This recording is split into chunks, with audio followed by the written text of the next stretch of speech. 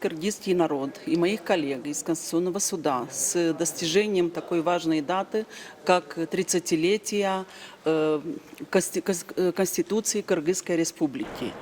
В связи с этим хочу отметить, что один из важных задач любых конституционных судов является соблюдение верховенства конституционного права или верховенства Конституции, соблюдение прав и свобод граждан и обеспечение разделения властей.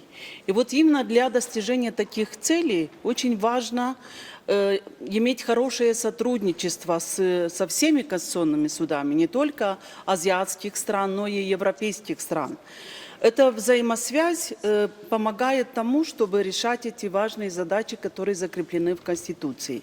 И это сотрудничество или взаимосвязь, по моему мнению, оно достигается путем двух критериев. Первый – это критерий между конституционными судами, то есть сотрудничество, каким образом достигается между конституционными судами. Во-первых, вот путем такой конференции, как сегодня, конференция, международно-правовая конференция, где обсуждаются различные вопросы из конституционного права различных стран. Это первое. Второе, значит, очень важны разные встречи между судьями, сотрудничество между судьями. Второй критерий взаимодействия или развития сотрудничества между судами является не только сотрудничество между судами, но и сотрудничество конституционных судов с Венецианской комиссией. Венецианская комиссия играет очень важную роль в развитии конституционного права. Венецианская комиссия заслужила свое уважение не только в Европе, но и в азиатских странах, поскольку имеет состав из независимых экспертов, которые дают заключение по поводу различных вопросов, которые необходимо применить и в практике конституционных судов. И Венецианская комиссия, все суды, которые запрашивают мнение конституционных судов, применяют, хотя заключения конституционных судов не являются обязательными, они являются консультативного характера. Но все суды принимают в своем производстве или обсуждают, применяют в своем решении те юридические доводы, которые приводит Венецианская комиссия в своих заключениях.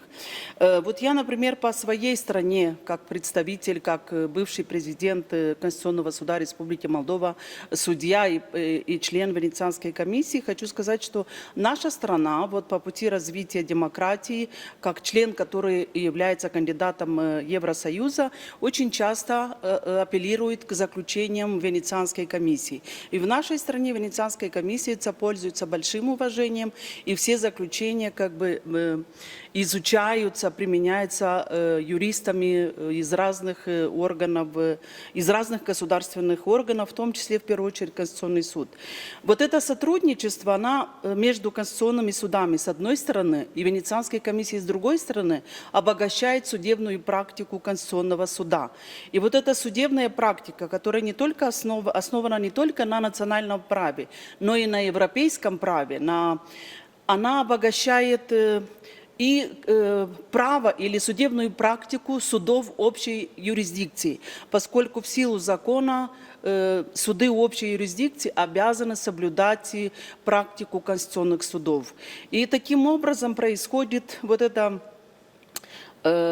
взаимосотрудничество между конституционными судами, которые в конечности играет роль в развитии правового государства, в развитии демократии, в развитии и соблюдении конституционных прав и свобод граждан. Как вы оцениваете Конституцию Кыргызстана? Соблюдены ли у нас права граждан? Ваша оценка последним изменениям, внесенным в Конституцию?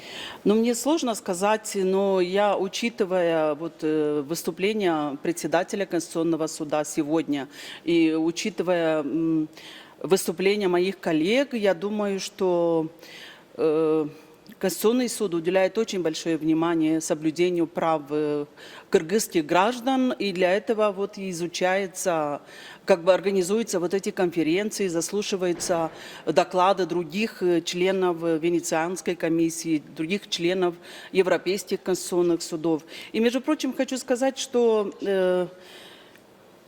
Конституционный суд Молдовы председательствует конференцию европейских международных судов. Это очень такая важная организация, которая объединяет в себе 42 страны.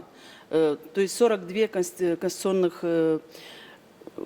судов европейских стран. И таким образом вот в работе этой конференции тоже суды взаимодействуют. Но одновременно есть и конференция азиатских стран. Еще один способ взаимодействия между конституционными судами. Но еще один важный момент, что мы заключили, конференция европейских конституционных судов, заключили договор о сотрудничестве с Азиатской конференцией конституционных судов.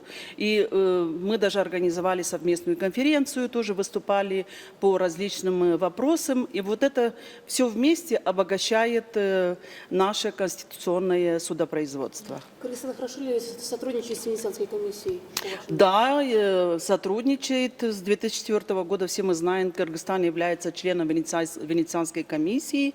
И вот даже заключение по Конституции Венецианская комиссия давала заключение по тем нормам, которые содержит Конституция, и давала свое заключение по обоснованности принятия данной Конституции.